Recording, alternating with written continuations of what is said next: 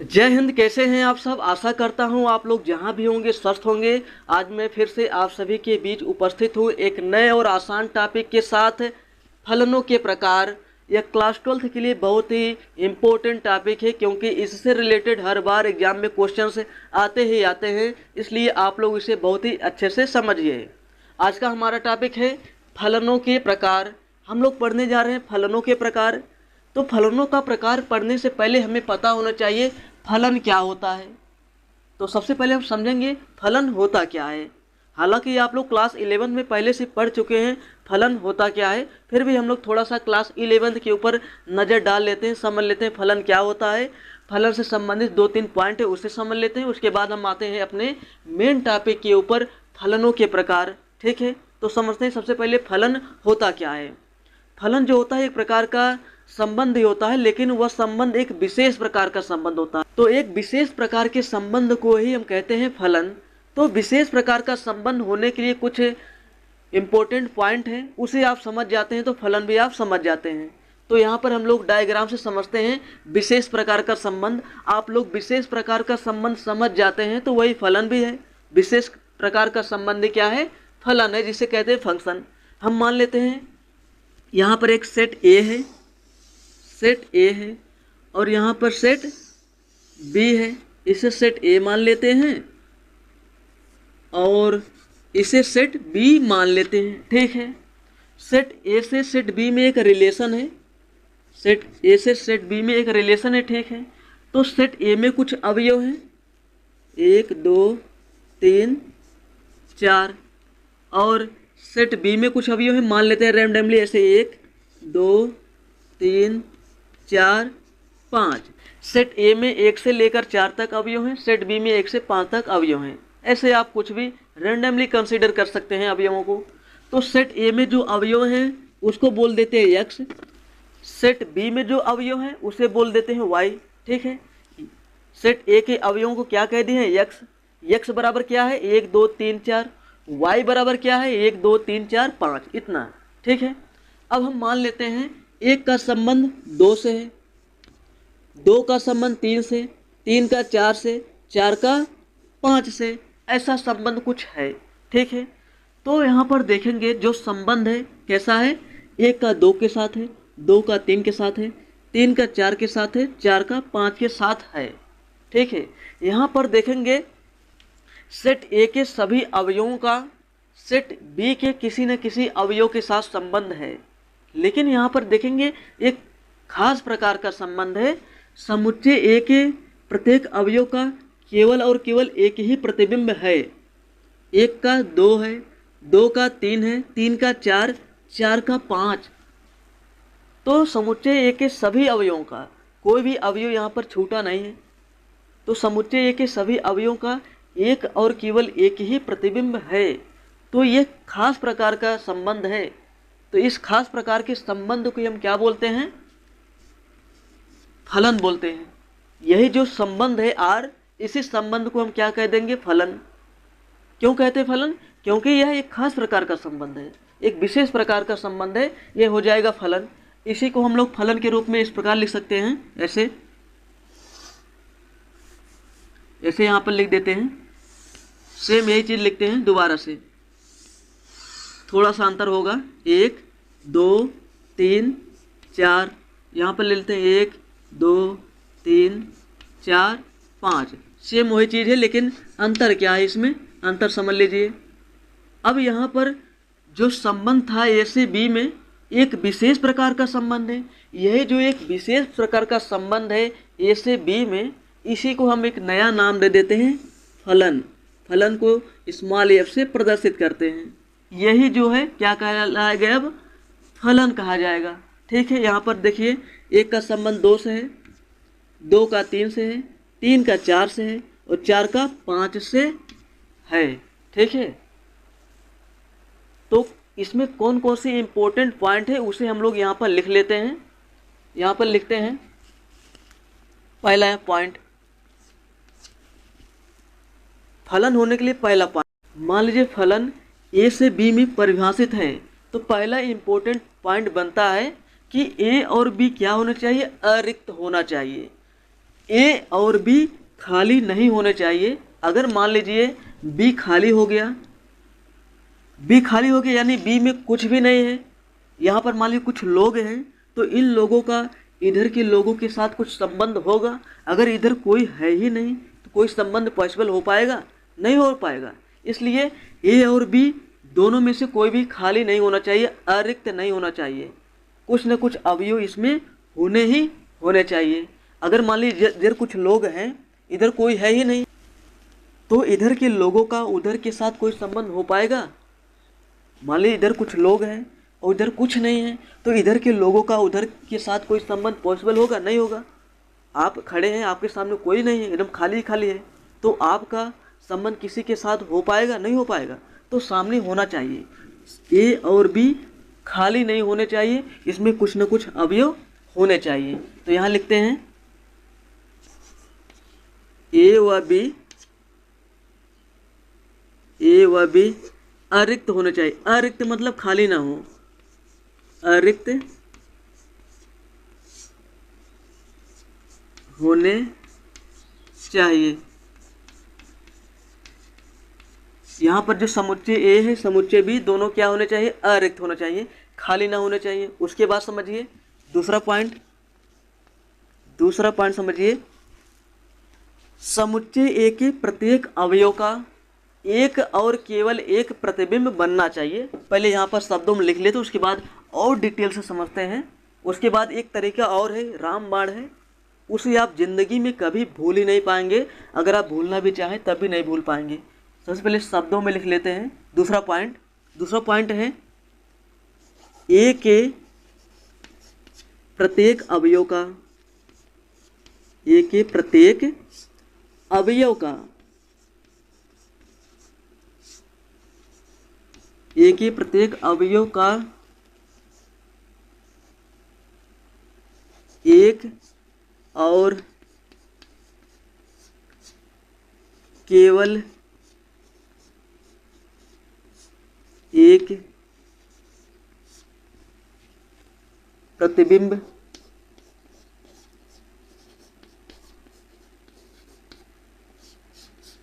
बनना चाहिए। इसे आप लोग गहराई समझिए। अगर यही समझ जाते हैं तो फलन समझ जाएंगे। फलन होता क्या है?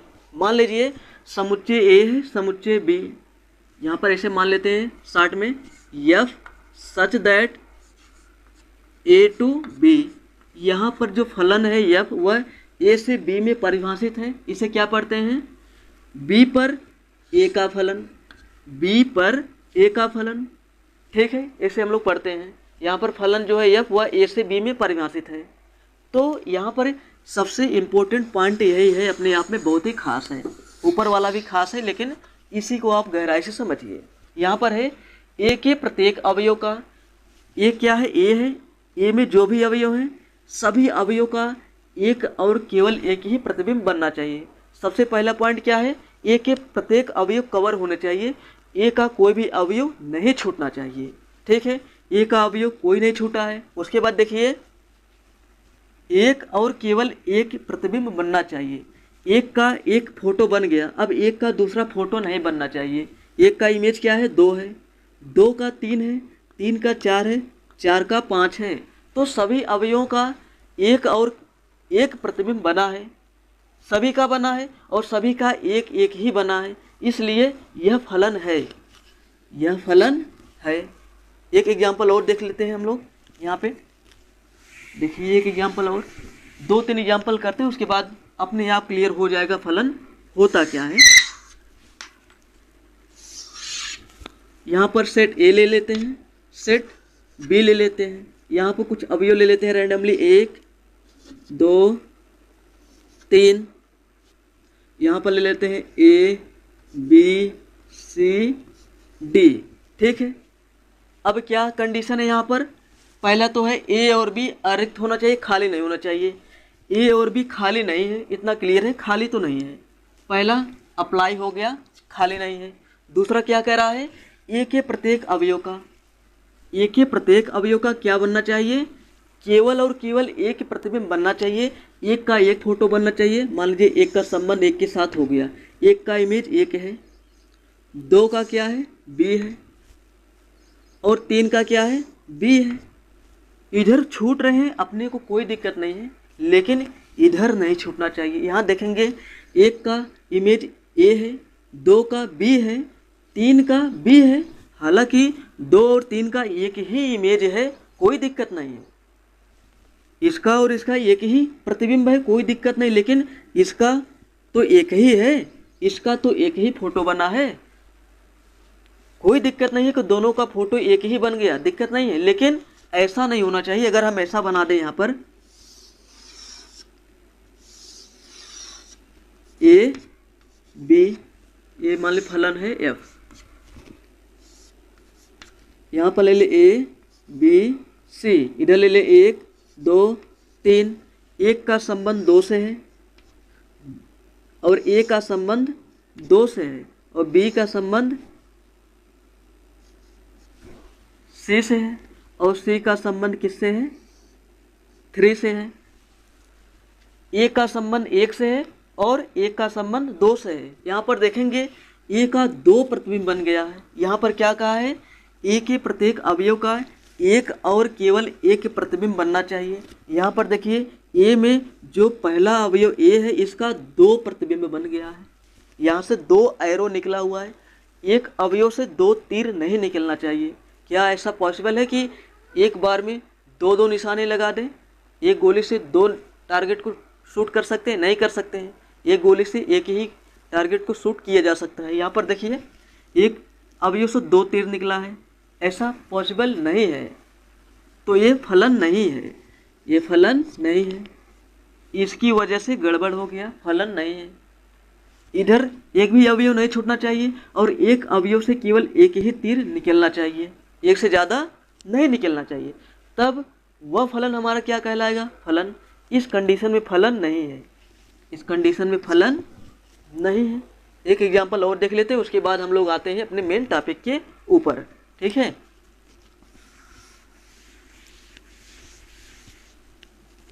एक एग्जाम्पल और देखिए, ये सेट ए है और सेट बी है। सेट ए से सेट बी में एक फलन परिभाषित है। मान लीजिए यहाँ पर क्या है, ए बी सी डी, ठीक है। इसके बाद इधर ले लेते हैं एक दो तीन चार पाँच, कोई दिक्कत नहीं, रैंडमली हमने अवयव ले लिया है। सेट ए में ऐसे कुछ अवयव हैं, सेट बी में ऐसे हैं। तो एक का संबंध मान लेते हैं एक से है, बी का दो से है, और बी का तीन से भी है, सी का पाँच से है, डी का चार से है। तो आप लोग खुद सोच के बताइए, क्या यह संबंध है, सॉरी क्या यह फलन है? क्या ए से बी में जो फलन परिभाषित है यह फलन है? देखेंगे एक का एक इमेज है, कोई दिक्कत नहीं। यहाँ पर देखेंगे दो का बी का दो इमेज है, बी का दो इमेज है, तो प्रत्येक अवयव का एक ही फोटो बनना चाहिए।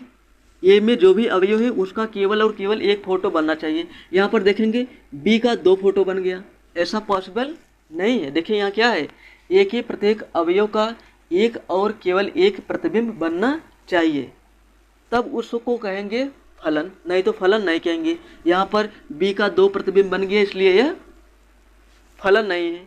तो अगला तरीका जो मैं बताने जा रहा हूँ रामबाण है, कभी भूल ही नहीं पाएंगे। हालांकि कुछ लोग जानते भी होंगे, जो नहीं जानते हैं आज जान ले। अगर हम सेट ए को क्या बोल दें, बेटा, सेट ए को बोल दें बेटा, और सेट बी को बोल दें माँ, ठीक है। आपको पता है प्रत्येक बेटे का अपनी एक माँ होती है। यहाँ पर देखेंगे समुच्चय ए में जो भी अवयव हैं वो सभी क्या हैं, बेटे हैं, और समुच्चय बी में जो भी अवयव हैं सभी क्या है, माँ है, ठीक है। तो ए की अपनी एक माँ है, ठीक है। क्या ऐसा कोई बेटा हो सकता है जिसकी दो दो माएँ हों? देखिए बी है, बी की दो माँ, यहाँ, ऐसा पॉसिबल है? नहीं पॉसिबल है। यहाँ देखिए सी की अपनी एक माँ है, डी की अपनी एक माँ है, लेकिन बी की अपनी कितनी माँ है, दो माँ है। ऐसा रियल में संभव हो सकता है? अपनी केवल जन्म देने वाली एक ही माँ होती है। हम सब की अपनी अपनी केवल क्या है, एक ही माँ है जिन्होंने हमको जन्म दिया है। तो ऐसा पॉसिबल नहीं है, ऐसा पॉसिबल नहीं है। यहाँ पर देखिए, एक की अपनी एक माँ है, दो की अपनी एक माँ है, तीन की अपनी एक माँ है, चार की अपनी एक माँ है। यानी हर बेटे की अपनी एक माँ है, अपनी एक माँ है, इसलिए फलन है। लेकिन यह फलन नहीं है। यहाँ पर इस बेटे की दो दो माएँ हैं, जो रियल में ऐसा पॉसिबल नहीं है। ये गैर उदाहरण है, आप ऐसे समझेंगे तो क्लियर हो जाएगा फलन है कि नहीं है। ये तरीका है, अपने अपने तरीके से समझते हैं, लेकिन मुझे सबसे ज़्यादा बेटर यही लगता है समझाने में। इससे आप लोग कभी भूलेंगे नहीं फलन है या नहीं है। इस तरीके से आप लोग बता सकते हैं, ठीक है। ये फलन है, फलन नहीं है। अगर हम यहीं पर कुछ करेक्शन कर दें, इसमें इसे हटा देते हैं, इसे हम हटा देते हैं ऐसे अभी कुछ देर के लिए। अगर हम कुछ ऐसा कर दें, एक का संबंध दो से है, दो का दो से है, तीन का चार से है और चार का चार से है, क्या यह फलन है? यहाँ पर देखिए, ये सभी बेटे हैं, ये सभी माँ हैं, ये फलन है। एक का संबंध दो से है, दो का दो से है, तो एक माँ की दो बेटे हो सकते हैं ना। ये देखिए, ये भी बेटा है, ये भी बेटा है, इन दोनों बेटों की एक माँ हो सकती है, इन दोनों बेटों की एक माँ हो सकती है। ये फलन है, ये फलन है। बी में अवयव छूट जाए चलेगा, लेकिन ए में कोई भी अवयव नहीं छूटना चाहिए, क्योंकि हम जानते हैं कोई भी बेटा बिना माँ का हो सकता है। ऐसा कोई बेटा है जिसकी अपनी कोई माँ ना हो? हालांकि ऐसा भी पॉसिबल हो सकता है उसकी अभी वर्तमान में माँ ना हो, गुजर गई हो, वो बात की बात है, लेकिन जन्म देने वाली अपनी माँ तो थी, इसलिए यह फलन है, यह फलन है। और यह फलन नहीं है। यहाँ पर एक बेटे की दो माँ, ऐसा पॉसिबल नहीं है, ठीक है। आशा करता हूँ आप लोग फलन समझ गए होंगे। अब फलन से संबंधित दो तीन पॉइंट है, उसे समझ लेते हैं। उसके बाद हम लोग आते हैं अपने मेन टॉपिक के ऊपर। इसमें आता है एक टर्म आता है प्रांत। इसमें हम लोग समझ लेते हैं प्रांत। प्रांत क्या होता है? जिसे कहते हैं डोमेन। बहुत आसान टॉपिक है, समझ लेते हैं। प्रांत क्या होता है? प्रांत समझिए, प्रांत होता क्या है। यहाँ पर देखिए, यहाँ पर आप लोग देखेंगे सेट ए से सेट बी में फलन परिभाषित है, तब सेट ए को कहते हैं फलन का प्रांत। सेट ए को क्या कहते हैं? फलन का प्रांत। यहाँ लिख देंगे यदि f such that A to B, यदि फलन ए से बी में परिभाषित है, तब समुच्चय ए फलन का प्रांत कहा जाता है। तब समुच्चय ए फलन का प्रांत कहा जाता है। फलन का प्रांत कहा जाता है। यहाँ पर देखिए, जो फलन है वह ए से बी में परिभाषित है। एफ ए से बी में परिभाषित है, तो समुच्चय ए, जो समुच्चय ए में सभी अवयव हैं, वे सभी क्या कहे जाएंगे? प्रांत। 1 2 3 4 ये सभी क्या है? प्रांत हैं। उसके बाद समुच्चय बी को ये जो समुच्चय बी है, इस समुच्चय बी को कहते हैं सहप्रांत। समुच्चय बी को सहप्रांत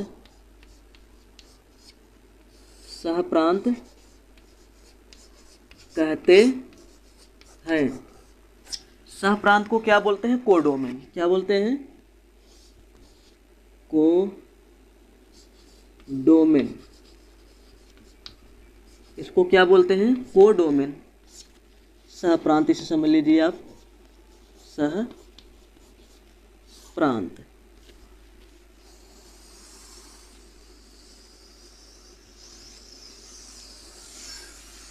यहाँ पर हमने क्या समझ लिया, प्रांत और सहप्रांत। यहाँ पर जो फलन f है ए से बी में परिभाषित है, ए से बी में, तब पहला वाला क्या कहा जाएगा, प्रांत, और दूसरा वाला समुच्चय सहप्रांत। प्रांत सहप्रांत, प्रांत सहप्रांत। अब इसके बाद एक टर्म और आता है परिसर। क्या आता है, परिसर। परिसर भी हम लोग समझ लेते हैं, परिसर होता क्या है, परिसर होता क्या है।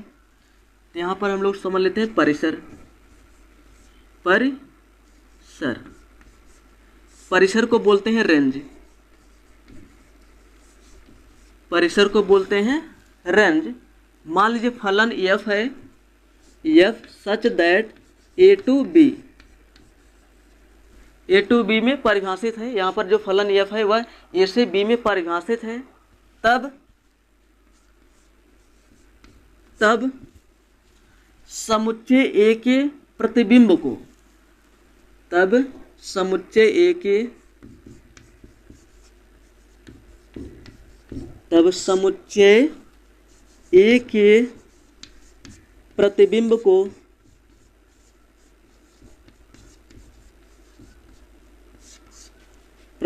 को परिसर कहते हैं। क्या कहते हैं, परिसर। इसलिए हम लोग एग्जाम्पल समझ लेते हैं, परिसर कहते हैं। देखिए यहाँ पर समुच्चय ए में जो भी अवयव है देख लीजिए, 1 2 3 4। तो 1 का प्रतिबिंब क्या है, 2 है, 2 का 2 है, 3 का 4 है और 4 का 4 है। तो समुच्चय ए में जो भी अवयव हैं उसका जो इमेज बना है, फोटो ही क्या कहा जाता है, परिसर।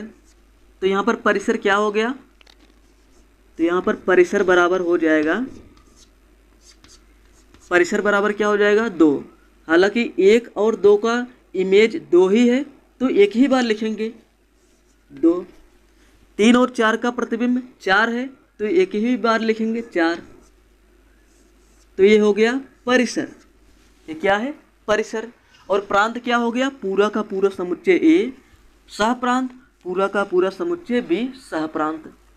उम्मीद करता हूँ आप लोग प्रांत, सहप्रांत और परिसर समझ गए होंगे।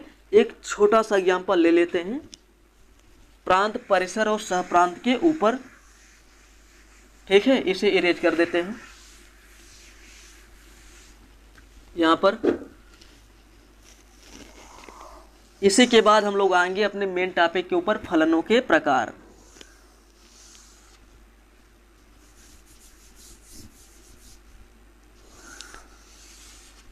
ये सेट ए है और सेट बी है। सेट ए में कुछ अवयव हैं, मान लेते 1 2 3 4, इधर ले लेते ए बी सी डी ई, एक ज़्यादा लिए कोई दिक्कत नहीं है। 1 का संबंध 1 से है, 2 का बी से है, 3 का सी से है और 4 का भी किससे है, सी से है। ठीक है, अब हमें इसे देखकर बताना है यहाँ पर जो फलन ये ए से बी में परिभाषित है, इसमें प्रांत, परिसर और सहप्रांत कौन है। तो यहाँ पर सबसे पहले क्या ले लेते हैं, प्रांत। प्रांत इधर, सहप्रांत, सहप्रांत, उसके बाद परिसर। ठीक है, अब यहाँ पर देखेंगे प्रांत, सहप्रांत, परिसर निकालना है। तो प्रांत क्या होता है, जैसे यहाँ पर फलन ए से बी में परिभाषित है, ए से बी में परिभाषित है, तब समुच्चय ए फलन का प्रांत कहा जाएगा और समुच्चय बी फलन का सहप्रांत कहा जाएगा। तो प्रांत में क्या क्या आ जाएगा, 1 2 3 4, ये सभी क्या हैं, प्रांत हैं। 2 3 4, ये सभी क्या हैं, प्रांत हैं। और सहप्रांत क्या है, समुच्चय बी, राइट साइड वाला, क्योंकि लेफ्ट से राइट में फलन परिभाषित है, तो लेफ्ट वाला क्या है, प्रांत है, और राइट वाला सहप्रांत। सहप्रांत में ए बी सी डी ई है, ए बी सी डी ई, ये सभी क्या हैं, सहप्रांत। उसके बाद अगला है परिसर। परिसर क्या होता है, समुच्चय ए में जो भी अवयव हैं, समुच्चय ए के प्रतिबिंबों को कहते हैं परिसर। समुच्चय ए के अवयवों के प्रतिबिंब को, समुच्चय ए में 1 2 3 4 है, तो 1 का प्रतिबिंब क्या है? ए है, 2 का बी है, 3 और 4 का सी है, 3 और 4 का सी है। अभी यहाँ लिखते 3 का सी, 4 का सी, तो ये गलत हो जाता है, क्योंकि जो भी हम सेट बनाते हैं उसमें अवयवों की पुनरावृत्ति नहीं करते हैं, इसलिए एक ही बार सी लिखेंगे। कितनी बार लिखेंगे? एक बार। तो ए बी सी क्या हो गया? परिसर हो गया। आशा करता हूँ आप लोग प्रांत, परिसर और सहप्रांत समझ गए होंगे। ठीक है, अगर इसी फलन को हम ऐसे लिख दिए होते यहाँ पे, ऐसे, एक का संबंध ए से है तो 1 कामा ए, 2 का बी से है 2 कामा बी, 3 का सी से है 3 कामा सी, 4 का सी से है तो 4 कामा सी। अगर इसमें से आपको, अगर इससे पूछा जाए प्रांत और परिसर बताइए तो कैसे बताएंगे? प्रांत और परिसर कैसे बताएंगे? यहाँ पर जो क्रमित युग्म दिए गए हैं, तो क्रमित युग्म में पहला अवयव 1 2 3 4 ये सभी क्या है? प्रांत है। देखिए प्रांत में क्या है? 1 2 3 4। परिसर में क्या आएगा? द्वितीय अवयव का समुच्चय ए बी सी सी। सी हालांकि 2 बार है, एक ही बार लिखेंगे, ए बी सी एक बार लिखेंगे, यही तो है। ठीक है, अब आते हैं हम लोग अपने मेन टॉपिक के ऊपर, फलनों के प्रकार। चलिए इसके बाद समझते हैं अपने मेन टॉपिक को, फलनों के प्रकार। इसके बाद अपने मेन टॉपिक को समझते हैं, फलनों के प्रकार। यहाँ पर फलन जो हम लोग पढ़ने वाले हैं, 4 प्रकार के फलन पढ़ने वाले हैं।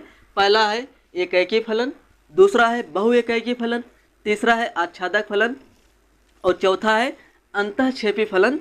एक एक करके हम लोग गहराई से समझेंगे होता क्या है। तो पहला फलन यहाँ पर है एकैकी फलन, जिसे कहते हैं वन वन फंक्शन। एकैकी मतलब एक का एक के साथ संबंध, यानी एक व्यक्ति का एक ही व्यक्ति के साथ संबंध। जैसे पहले व्यक्ति का किसी एक ही व्यक्ति के साथ रिलेशन होगा, दूसरे व्यक्ति का किसी एक ही व्यक्ति के साथ होगा, यानी किसी भी 2 व्यक्ति का एक व्यक्ति के साथ नहीं हो सकता है। ऐसा चल रहा है एकैकी यानी वन वन फंक्शन में। चलिए इसे समझते हैं। पहले डायग्राम बनाते हैं, डायग्राम समझ लेते हैं। यहाँ पे मान लेते हैं सेट ए है, यहाँ पर सेट ए है और यहाँ पर सेट बी है। Set A set B, set A से सेट बी में यहाँ पर फलन परिभाषित है।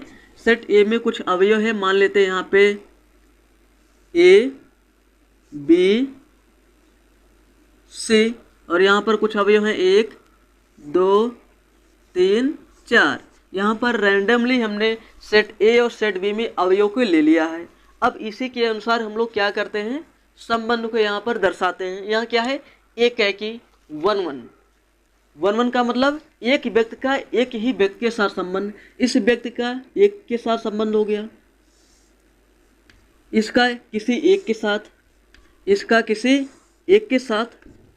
बी में छूट जाए कोई दिक्कत नहीं है। आपको पता है जो फलन होता है, मान लीजिए ए से बी में परिभाषित है, तब ए का कोई भी अवयव नहीं छूटना चाहिए। बी में छूट गया चलेगा, लेकिन ए में नहीं छूटना चाहिए। ठीक है, यहाँ पर आप लोग देखेंगे प्रत्येक व्यक्ति का किसी एक ही व्यक्ति के साथ संबंध है। वन वन का मतलब वन वन, एक का एक के साथ, एक का एक के साथ। कहते हैं ना मेरा केवल आपसे संबंध है, दुनिया से हमसे कोई मतलब नहीं। ऐसा आप लोग अपने आसपास सुने होंगे, ऐसा होता ना, हमसे केवल आपसे मतलब है, दुनिया से कोई मतलब नहीं, दुनिया जाए भाड़ में। सुने होंगे ऐसा। वही रिलेशन यहाँ पर है एकैकी। एकैकी ऐसा कौन करते हैं? जो स्वार्थी लोग होते हैं। कहते हैं ना हमसे केवल आपसे मतलब है, अरे दुनिया से नहीं मतलब है। दुनिया को आप लेकर चलेंगे तभी आप कुछ कर सकते हैं। अकेले कोई आप काम कर सकते हैं? नहीं कर सकते हैं। तो सबको साथ लेकर चलना होता है। लेकिन एकैकी में क्या होता है? किसी एक का एक के साथ संबंध। अब ए का एक के साथ संबंध हो गया, अब इन दोनों का किसी और से मतलब ही नहीं है। बी का 2 के साथ संबंध है, अब इन दोनों का किसी और के साथ कोई मतलब नहीं। सी का 3 के साथ है, तो इन दोनों का किसी और से लेना देना नहीं है। तो ये कैसा फलन है? एकैकी। क्या है? एकैकी। एकैकी का डेफिनेशन क्या है यहाँ पर लिख लेते हैं, उसके बाद और भी एग्जाम्पल देख लेते हैं। यहाँ पर देखिए, यहाँ पर मान लेते हैं फलन f, जो मान लेते हैं ए से बी में परिभाषित है। फलन f ए से बी में परिभाषित है। फलन f ए से बी में परिभाषित है, एकैकी कहलाता है। एकैकी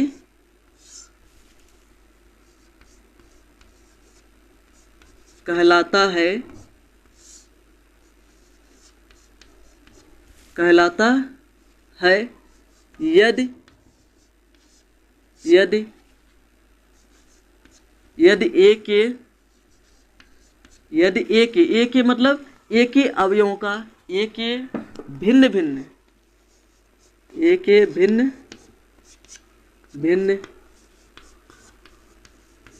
भिन्न भिन्न अवयवों का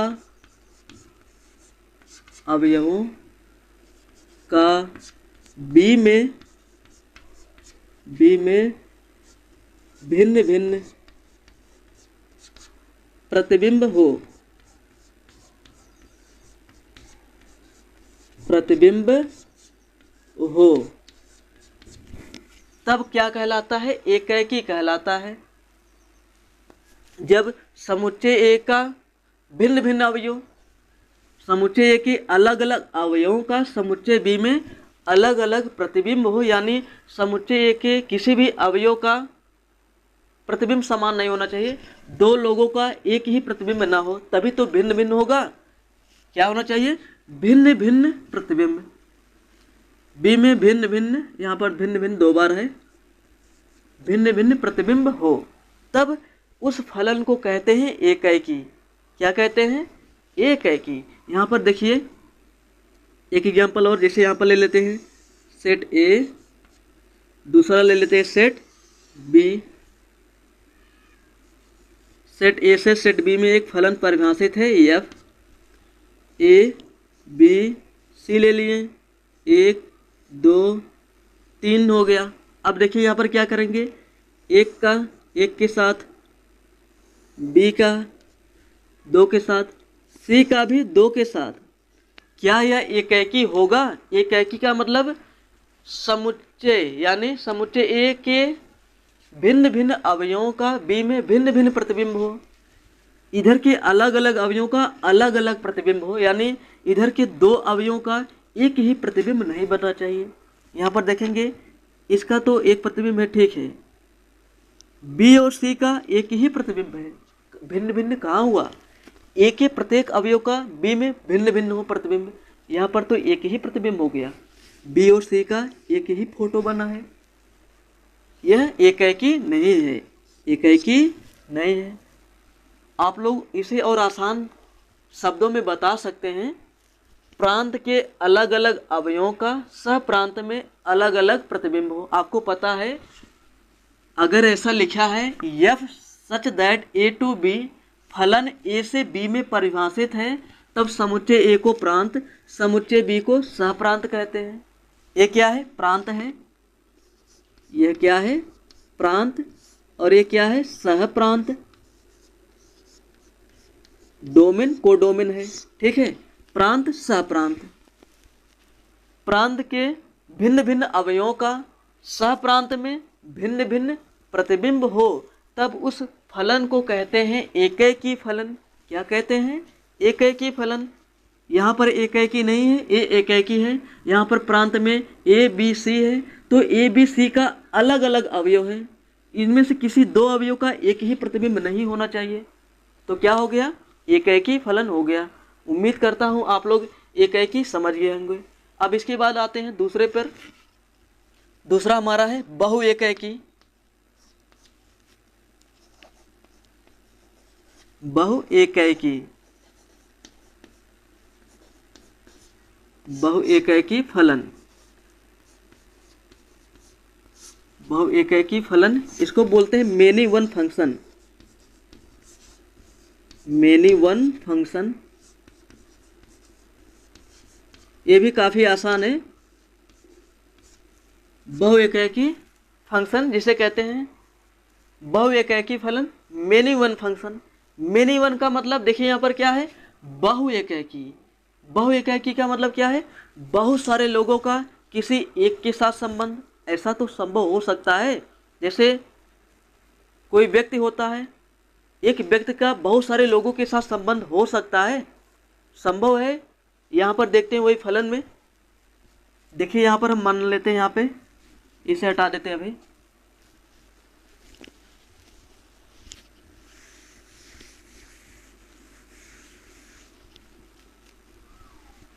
जैसे हम यहाँ पर लिखते हैं, एक सेट ले लेते हैं सेट ए, दूसरा ले लेते हैं सेट बी। ये सेट ए हो गया और ये सेट बी। सेट ए से सेट बी में एक फलन परिभाषित है। कुछ अवयव इसमें ले लेते हैं, 1 2 3, इसमें ए बी सी। समझने के लिए रैंडमली कुछ भी ले सकते हैं आप लोग। यहाँ पर क्या है, बहुएकाकी, यानी बहुत सारे लोगों का किसी एक के साथ संबंध। तो उस संबंध को क्या कहते हैं, एकाकी फलन कहते हैं। एकाकी फलन में क्या होता है, आपको भी पता है, जो फलन है ए से बी में परिभाषित है, तो प्रांत में कम से कम 2 अवयवों का एक ही प्रतिबिंब होना चाहिए, यानी 2 लोगों का एक के साथ संबंध। जैसे ऐसा करते हैं हम, एक का ए के साथ संबंध, 2 का भी ए के साथ संबंध और 3 का बी के साथ। तो ये कैसा है, बहुएकाकी। यहाँ पर देखेंगे 2 लोगों का एक के साथ संबंध हो गया। अभी तो 1 1 नहीं है, जब 1 1 नहीं है तो क्या हो जाएगा, मेनी वन हो जाएगा। जो फलन एकाकी नहीं है वह बहुएकाकी हो जाता है। अगर एक का एक के साथ संबंध नहीं है तो अगला ऑप्शन क्या बचता है, 2 लोगों का एक के साथ संबंध, 3 लोगों का एक के साथ संबंध। तो कम से कम प्रांत में 2 अवयवों का किसी एक के साथ संबंध होना चाहिए, तब उस फलन को कहते हैं बहुएकाकी फलन, मेनी वन फंक्शन। एक बार फिर से समझिए, यहाँ पर यह प्रांत है, यह सहप्रांत है। तो प्रांत में कम से कम 2 अवयवों का सहप्रांत में एक अवयव के साथ संबंध होना चाहिए। प्रांत में 2 अवयव का एक ही फोटो बनना चाहिए, 2 अवयव का फोटो एक ही बनना चाहिए, कम से कम इतना होना चाहिए। अगर ऐसा हम कर दें, अगर 1 2 3 ए बी सी, ऐसा अगर कर दें, ये भी क्या है, बहुएकाकी है। ये भी क्या है, बहुएकाकी। लेकिन हमें कम से कम क्या चाहिए, 2 अवयवों का एक ही फोटो। 2 से ज़्यादा मिल जाए अपने को कोई दिक्कत नहीं, लेकिन कम से कम हमें 2 ही चाहिए। 2 अवयवों का एक ही फोटो बन गया तो क्या हो जाएगा, बहुएकाकी, यानी बहुत सारे लोगों का एक के साथ संबंध। बहुएकाकी क्या है, बहुएकाकी। एक ऐसा है, बहुएकाकी है, बहुएकाकी। आशा करता हूँ आप लोग बहुएकाकी फलन समझ गए होंगे। इधर छूट रहा है कोई दिक्कत नहीं है, इधर नहीं छूटना चाहिए। अगर इधर छूट गया तो अपने को दिक्कत हो जाएगा, फलन नहीं होगा। ठीक है, यह बहुएकाकी है, यह भी बहुएकाकी है। ठीक है, अब इसको हम लोग शब्दों में डिफाइन कर लेते हैं, बहुएकाकी होता क्या है। इसे इरेज कर देते हैं, उसके बाद नहीं है पे लिख देते हैं, इससे आप लोग इसे बना लेना। ठीक है, चलिए बहुएकाकी समझ लेते हैं यहाँ पे शब्दों में। चलिए इसे शब्दों में समझ लेते हैं, बहुएकाकी फलन होता क्या है। मान लीजिए फलन एफ, यहाँ पर मान लेते हैं एफ, फलन f such that A to B. मान लीजिए फलन एफ ए से बी में परिभाषित है, बहुएकाकी कहलाता है। फलन एफ बहुएकाकी कहलाता है,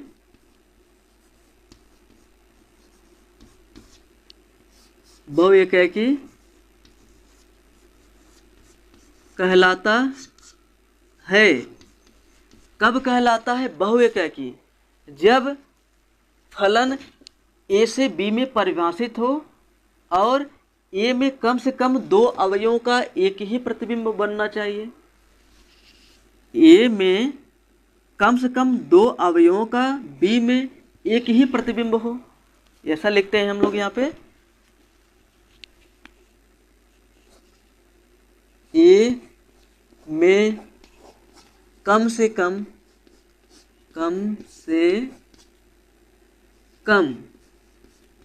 दो अवयवों का, दो से ज़्यादा हो गया कोई दिक्कत नहीं है, कम से कम दो अवयवों का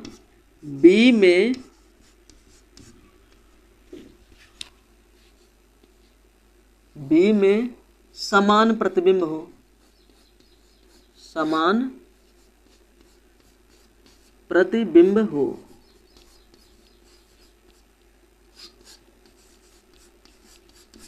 तब फलन हमारा बहुएकाकी कहलाता है।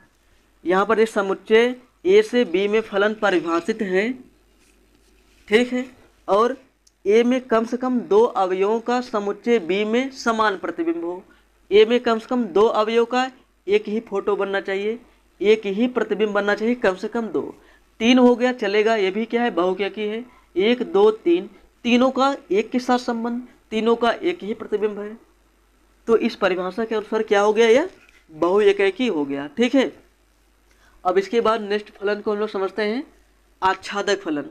आच्छादक क्या है, वो काफ़ी इंटरेस्टिंग है और भी अच्छा ही है, समझ में आ जाएगा। कोई भी इसमें कठिन फलन नहीं है, सब कुछ आसान है, केवल आप लोग केयरफुल्ली आपको देखना है, ठीक है। चलिए तीसरा फलन चलिए इसके बाद तीसरा फलन समझते हैं आच्छादक फलन, जिसे कहते हैं आंटू फंक्शन। ये काफ़ी अच्छा फलन है। आच्छादक का मतलब क्या, आच्छादक मतलब यहाँ पर छाया हुआ हो, छाया हुआ हो। कैसा छाया हुआ हो, समझिए डायग्राम से।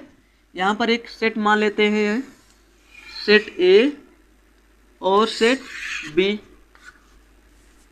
ये सेट ए है और सेट बी है। सेट ए में कुछ अवयव ले लेते हैं randomly, A B C D. इधर ले लेते हैं 1 2 3 4। आच्छादक का मतलब छाया हुआ हो, यानी ए के प्रत्येक अवयव बी के अवयव को छा ले, यानी बी का कोई भी अवयव ना छूटे, तभी तो छा ले, यानी छाया हो जाए। ये क्या कर देंगे, इसके ऊपर छा जाएंगे, ये क्या होगा, कवर हो जाएगा। तो कैसा हो, ऐसा हो, देखिए।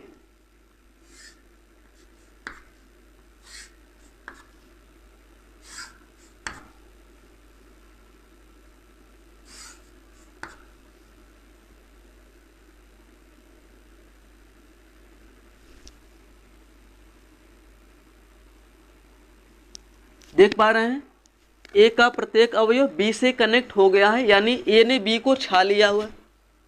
ये क्या है, आच्छादक फलन है। क्या है, आच्छादक फलन है। अभी आप लोग सोचेंगे ये तो एकाकी भी है, एक का एक के साथ संबंध, बी का दो के साथ संबंध, सी का 3, डी का 4, प्रत्येक अवयव का किसी अद्वितीय अवयव के साथ संबंध है। ये तो एकाकी है, हाँ एकाकी भी है, लेकिन यह आच्छादक भी है। लेकिन आच्छादक जब आप बताएंगे तो शब्दों में थोड़ा सा परिवर्तन करेंगे। आच्छादक जब बताएंगे, आच्छादक आप कैसे बताएंगे, मान लीजिए कोई फलन f है जो a से b में परिभाषित है। जो फलन a से b में परिभाषित है वह आच्छादक तभी कहा जाएगा जब b के प्रत्येक अवयव का पूर्व प्रतिबिंब विद्यमान हो, सभी अवयवों का पूर्व प्रतिबिंब विद्यमान हो, तब उस फलन को कहते हैं आच्छादक। क्या कहते हैं, आच्छादक। यहाँ पर लिखते हैं शब्दों में, f यानी फलन f such that a to b, फलन f a से b में परिभाषित है, आच्छादक कहलाता है। आच्छादक कहलाता है।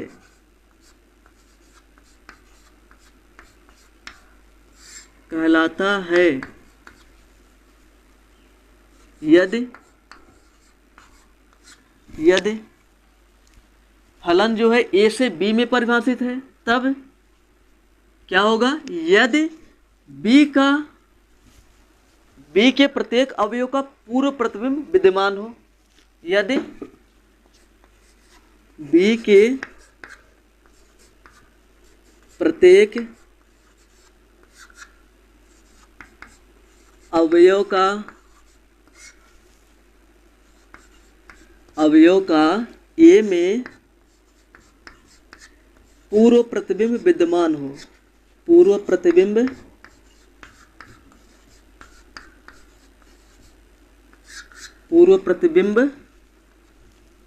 विद्यमान हो,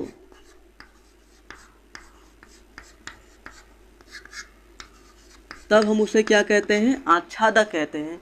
आच्छादक का मतलब आप समझ जाइए, इधर जो भी अवयव है इसका पूर्व प्रतिबिंब मिलना चाहिए। ए का पूर्व प्रतिबिंब 1 है, बी का 2 का बी है, 3 का सी है, 4 का डी है, यानी बी के प्रत्येक अवयव का पूर्व प्रतिबिंब उपस्थित है। यहाँ पर ए क्या है? प्रांत है, बी सह प्रांत है, तो आप और छोटे शब्दों में कहना चाहे तो क्या कहेंगे? सह प्रांत के सभी अवयवों का पूर्व प्रतिबिंब विद्यमान है तो उस फलन को हम कहते हैं आच्छादक फलन। क्या कहते हैं? आच्छादक फलन। अगर इसका पूर्व प्रतिबिंब विद्यमान है तो मतलब यह छाया हुआ है। जब इसका पूर्व प्रतिबिंब विद्यमान है तो यह छाया हुआ है। पूर्व प्रतिबिंब विद्यमान का मतलब इधर के सभी अवयव उसको छा लिए हैं। जब छा लिए हैं तो इसका पूर्व प्रतिबिंब इधर मिलेगा, जरूर मिलेगा। जब मिल जाएगा तो क्या कहेंगे? आच्छादक कहेंगे। यहाँ पर एक और देख लीजिए इसे,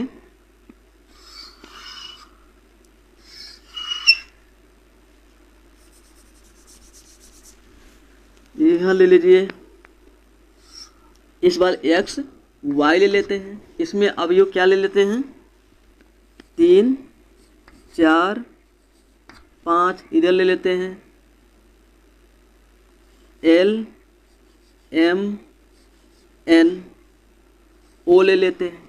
ठीक है, अब देखिए 3 का संबंध L के साथ, 4 का भी L के साथ,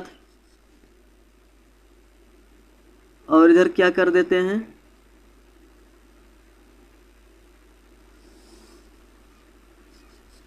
5 का N के साथ। क्या यह आच्छादक है? देखिए L का पूर्व प्रतिबिंब 3 है, ठीक है। L का पूर्व प्रतिबिंब 4 है, ठीक है। यानी L का 2 पूर्व प्रतिबिंब है, चलेगा। मिल तो रहा है पूर्व प्रतिबिंब, 1 मिले, 4 मिले, 10 मिले, 50 मिले, उससे हमको कोई दिक्कत नहीं है। प्रत्येक अवयव का पूर्व प्रतिबिंब मिलना चाहिए। यहाँ पर देखेंगे M का पूर्व प्रतिबिंब नहीं है, O का पूर्व प्रतिबिंब नहीं है, इसलिए यह आच्छादक नहीं है।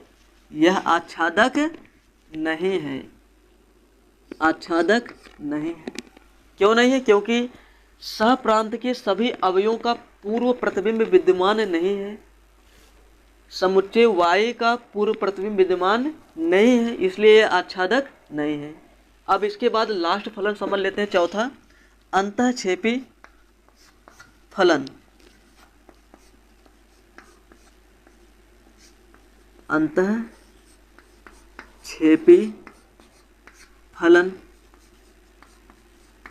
अंतःक्षेपी को हम बोलते हैं इनटू फंक्शन।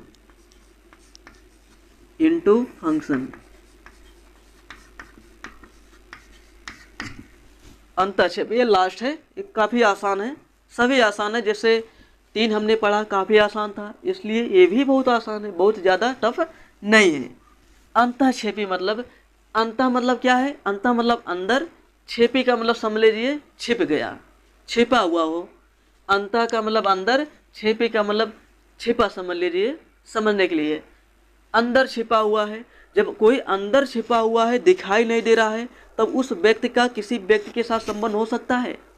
मान लीजिए आप घर के अंदर हैं, आपके बाहर सब लोग हैं, तो आपका संबंध उसके साथ हो सकता है, टूट जाएगा संबंध। भाई हम उसके घर आए हैं, अंदर बैठा है, संबंध हो सकता है, रिलेशन ही नहीं हो सकता है। देखिए यहाँ पे, जैसे यहीं पर यही एग्जाम्पल ले लीजिए आप लोग। यहाँ पर जो फलन है f x से y में परिभाषित है।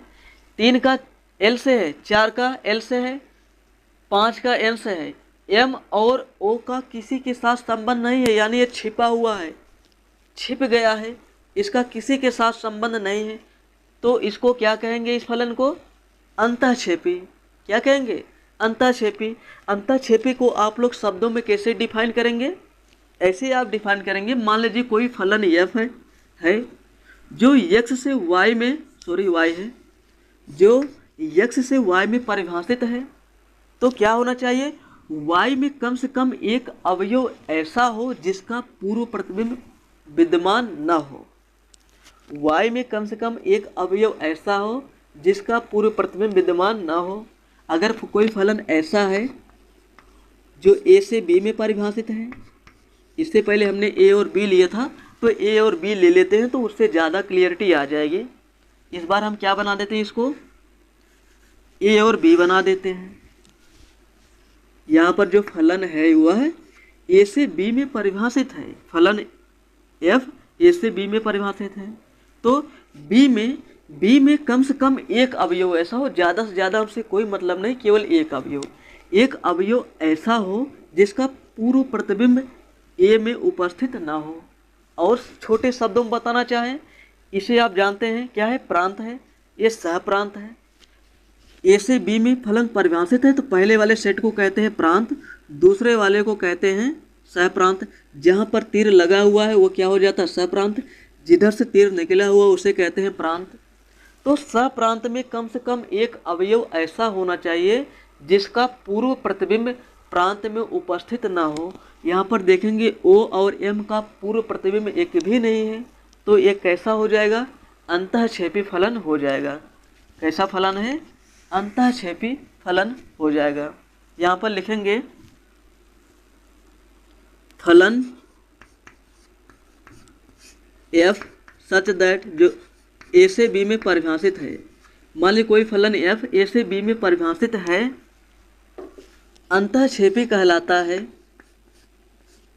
मान लीजिए कोई फलन f जो a से b में परिभाषित है, तो वह फलन f अंतःक्षेपी कहलाता है। अंतःक्षेपी कहलाता है जब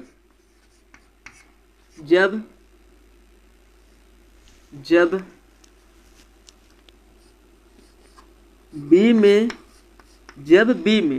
a से b में है, जब b में कम से कम एक अवयव का, b में कम से कम एक अवयव का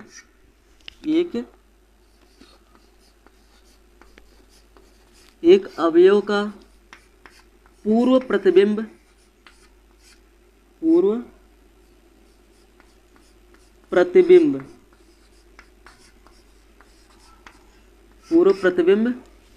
उपस्थित न हो,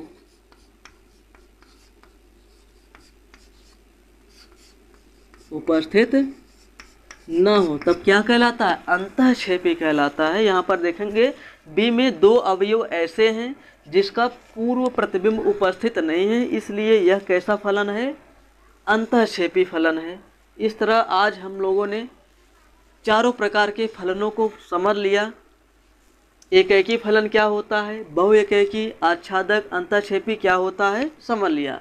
अब इसके बाद डायग्राम के रूप में कुछ और एग्जाम्पल्स लेते हैं, उससे और क्लियरिटी आ जाएगा कि एकैकी, बहुएकैकी, आच्छादक और अंतःक्षेपी क्या होता है। तो उम्मीद करता हूँ आप लोग लास्ट वाला समझ गए होंगे, अंतःक्षेपी क्या होता है। एक एग्जाम्पल और करते हैं इससे संबंधित, इसे इरेज करते हैं अभी, ये वाला। यहाँ मान लेते हैं ऐसे set A set B, A B, ठीक है। यहाँ पर देखेंगे A B C, इधर 1 2 3, 1 का 2 के साथ संबंध है, 2 का B का 2 के साथ है और C का भी 2 के साथ है। तो ये अंतःक्षेपी है कि नहीं है? है। B में कम से कम एक अवयव ऐसा होना चाहिए, यानी राइट साइड फलन ऐसे होता ना, इधर से उधर परिभाषित होता है, ऐसे हमेशा हम लोग लिखते हैं। तो B में कम से कम एक अवयव ऐसा हो जिसका पूर्व प्रतिबिंब उपस्थित ना हो।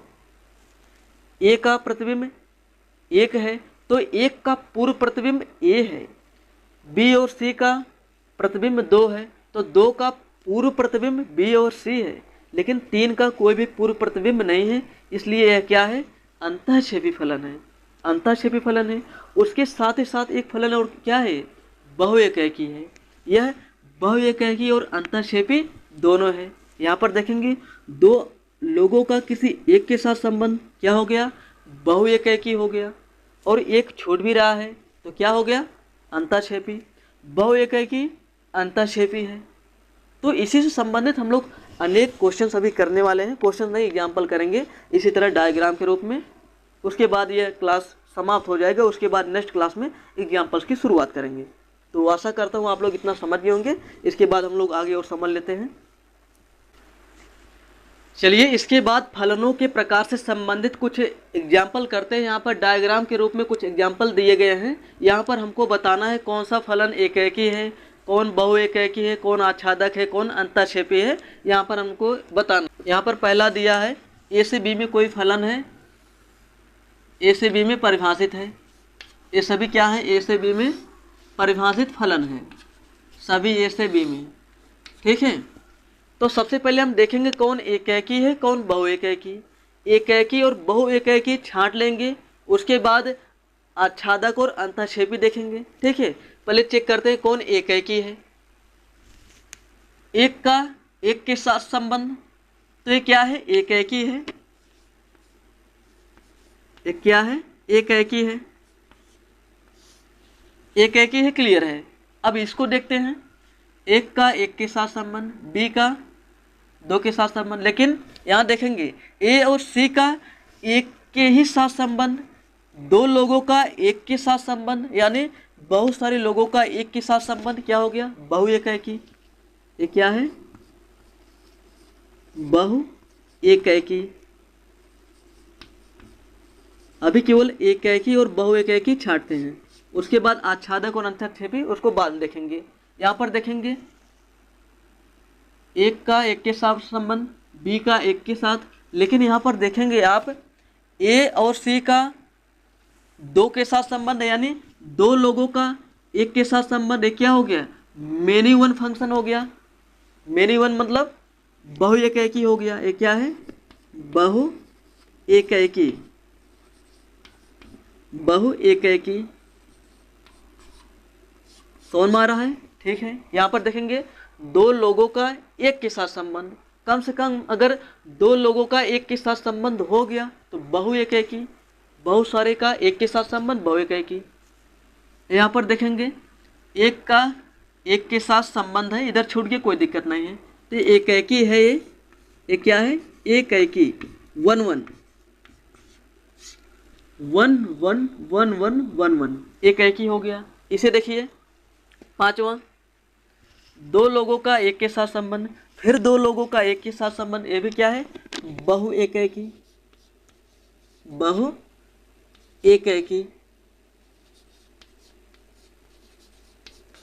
बहुएकैकी, ठीक है। मेनी वन फंक्शन है।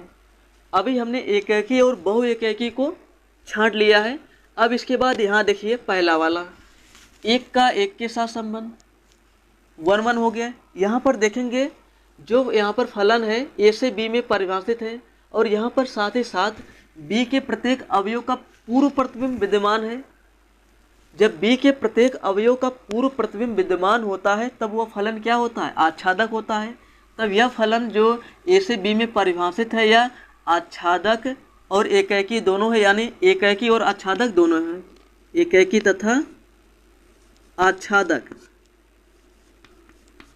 यह एकैकी तथा आच्छादक दोनों है।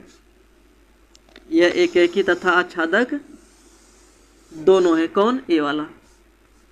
यह फलन एकैकी तथा आच्छादक दोनों, क्योंकि ए के जो भी अवयव है इसको छा लिए हैं। जब छा लिए हैं तो बी के प्रत्येक अवयव का पूर्व प्रतिबिंब मिल जाएगा। जब पूर्व प्रतिबिंब मिल रहा है तो आच्छादक हो गया।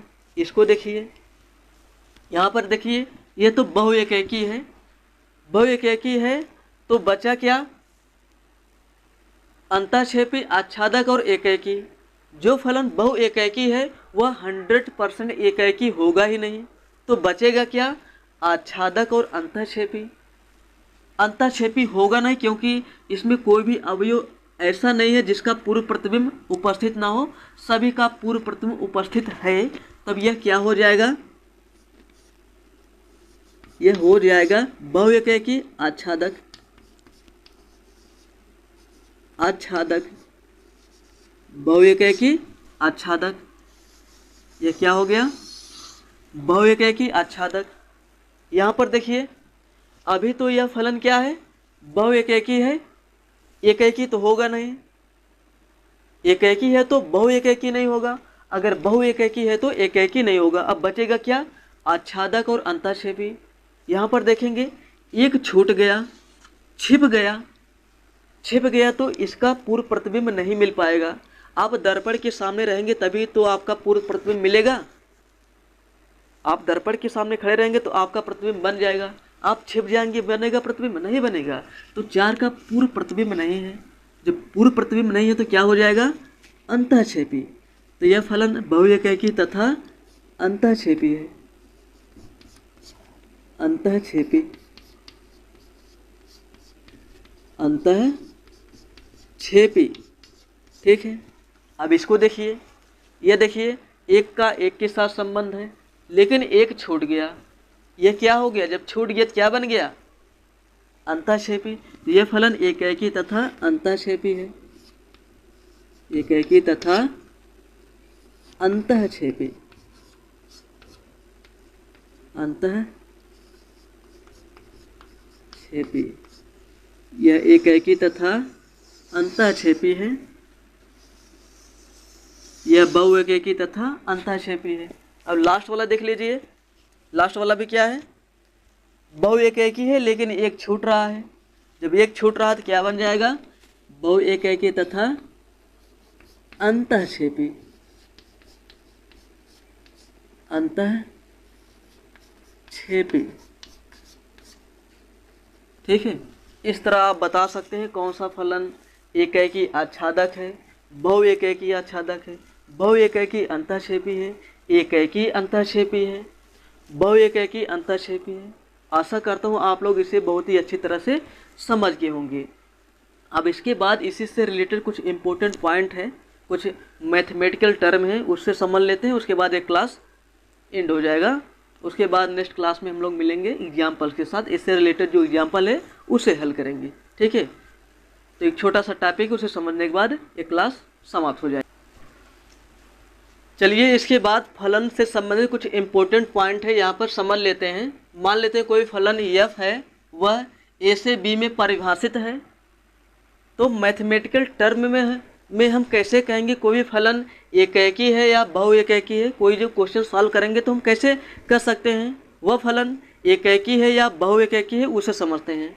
यहाँ पर फलन है a से b में परिभाषित है, a में x1 और x2 अवयव हैं, x1 और x2 के लिए फलन का मान बराबर है, x1 और x2, x1 और x2 के लिए फलन का मान बराबर है, fx1 बराबर fx2। x1 के लिए फलन का मान है fx1, x2 के लिए फलन का मान है fx2, और दोनों आपस में क्या है, बराबर हैं। यहाँ पर ऐसे हैं, fx1 बराबर है fx2। जब फलन का मान बराबर हो और ये दोनों क्या हो, बराबर हो, x1 बराबर x2, x1 बराबर x2 का मतलब x1 और x2 एक ही है, ये दोनों अवयव एक ही हैं। जब ये दोनों एक ही हैं तो इसका एक ही प्रतिबिंब बनेगा। जब एक ही प्रतिबिंब बनेगा तो क्या कहेंगे, एकैकी फलन है। इसे क्या बोलेंगे, एकैकी फलन है, एकैकी फलन है। अभी समझ में आ जाएगा, घबराइए नहीं, एकैकी फलन है। क्वेश्चन भी करेंगे उससे क्लियर हो जाएगा। अगर x1 और x2 के लिए फलन का मान बराबर हो और x1 और x2 खुद बराबर हो, ये दोनों अगर एक ही लोग हैं, जब एक ही लोग हैं तो इसका एक ही प्रतिबिंब बनेगा। जब एक ही प्रतिबिंब बनेगा तो कैसा फलन हो जाएगा, एकैकी हो जाएगा। ये दोनों एक ही हैं तो एक ही प्रतिबिंब बनेगा, इसका एक ही इमेज बनेगा। जब एक ही इमेज बनेगा तो कैसा फलन हो जाएगा, एकैकी हो जाएगा। यहाँ पर ऐसे ले लेंगे, माना ऐसा है तो ऐसा है, अगर ऐसा है तो एक एक ही हो जाएगा। अगर हम मान लें, माना f(x1) बराबर f(x2), x1 और x2 के लिए फलन का मान बराबर है और x1 और x2 बराबर नहीं है, x1 not equal to x2। इसका मतलब समझिए x1 और x2 आपस में बराबर नहीं है, x1 का कुछ और मान है, x2 का कुछ और मान है, लेकिन इन दोनों का मान जब इस फंक्शन में रखते हैं तो एक ही आता है। मान ले यहाँ पर ऐसे एग्जाम्पल के लिए ऐसे अगर यहाँ पर रख दें, x1 बराबर कितना है, 1 है, वैसे समझ लीजिए रैंडमली, और x2 बराबर -1 है, और यहाँ पर हमको फलन दिया हुआ है f(x) बराबर कितना है, x²। कितना है, x²। अब हम यहाँ क्या रखते हैं, x1 रख देते हैं, f(x1) बराबर x1 का स्क्वायर। तो x1 के प्लेस पर क्या रखेंगे, 1 रखेंगे, तो कितना बन जाएगा, यहाँ पे 1 रखेंगे तो 1 का स्क्वायर 1 आ गया। और दूसरी बार क्या करेंगे, x के प्लेस पर x2 रखेंगे, तो f(x2) बराबर x2 का स्क्वायर, और x2 के प्लेस पर क्या रखेंगे, -1, -1 का स्क्वायर कितना आता है, -1 का स्क्वायर भी 1 आता है। यहाँ पर देखेंगे x1 और x2 क्या है, दोनों अलग अलग हैं, x1 और x2 दोनों क्या हैं, अलग हैं, और इन दोनों मानों को रखने पर फलन का मान हमें सेम मिल रहा है। f(x1) का मान 1 आया और f(x2) का मान भी 1 आया। यहाँ पर देखिए f(x1) बराबर है f(x2), f(x1) का मान भी 1 है और f(x2) का मान भी 1 है, फलन का मान 1 है, लेकिन x1 और x2 क्या है, अलग अलग हैं, अलग अलग है। ऐसे देख लीजिए आप लोग, x1 के प्लेस पर क्या है, 1 है, x2 के प्लेस पर -1 है। तो यहाँ पर देखेंगे 1 और -1 के लिए क्या आंसर आ रहा है, केवल 1 आ रहा है। तो 1 का संबंध 1 के साथ, माने कि 1 का संबंध 1 के साथ, तो दो लोगों का 1 के साथ संबंध हो गया। तो कैसा हो गया, बहु एकेकी। जब ये दोनों अलग अलग हों और इन दोनों के अकॉर्डिंग हमें फलन का मान सेम मिल रहा है, तो वह फलन क्या हो जाता है, बहु एकेकी। बहु एकेकी, एकेकी, बहु एकेकी फलन है। अगर ऐसा है तो क्या कहेंगे, बहु एकेकी फलन है। अगर x1 x2 के बराबर नहीं है, दोनों भिन्न भिन्न हैं, भिन्न भिन्न है तो फलन का मान सेम मिल रहा है, तो बहु एकेकी हो जाएगा। दोनों सेम है, फलन का मान सेम मिल रहा है, तो एकेकी है। दोनों भिन्न भिन्न हैं, दोनों अलग अलग हैं, अलग अलग हैं तो एक ही मान आ रहा है, तो इन दोनों का एक के साथ संबंध हो गया। तो बहुत सारे लोगों का एक के साथ संबंध, बहु एकेकी। अगर ये दोनों सेम लोग हैं, x1 और x2 एक ही है, तो एक का एक के साथ संबंध, तो एकेकी हो जाएगा। ठीक है। इसके बाद एक और टर्म आता है आच्छादक। आच्छादक के लिए क्या करेंगे, आच्छादक के लिए कोई बहुत बड़ी ट्रिक नहीं है, थोड़ा सा आप लोग समझ लीजिए। आच्छादक के लिए हम क्या करते हैं, y = f(x) रखते हैं, y = f(x). y = f(x) का मतलब क्या होता है, मान लीजिए f(x) बराबर अपने को दिया हुआ है 2x + 3, इतना दिया हुआ है, तो f(x) के प्लेस पर हम क्या रख देते हैं, y। f(x) बराबर हम रख देते हैं y, जहाँ f(x) है वहाँ रख देते हैं y, f(x) प्लेस पर y बराबर 2x + 3। अब हम यहाँ से x का मान निकाल लेते हैं, x का मान यहाँ से निकल जाएगा, x बराबर y - 3/2। यहाँ से x का मान आ गया है। अब क्या करेंगे, अब क्वेश्चन में कुछ कंडीशन दिए रहेगा, उस कंडीशन के अनुसार हमें y के करस्पॉन्डिंग x का मान मिलना चाहिए, y के करस्पॉन्डिंग हमें x का मान मिलना चाहिए। जैसे यहाँ पर सेट A हो गया और ये सेट बी हो गया। सेट ए के अवयवों को कहते हैं एक्स, सेट बी के अवयवों को कहते हैं वाई। वाई ही क्या है, एफ एक्स है। तो वाई का हम कुछ भी मान रखें उसी के करस्पॉन्डिंग हमें एक्स का मान मिल जाना चाहिए।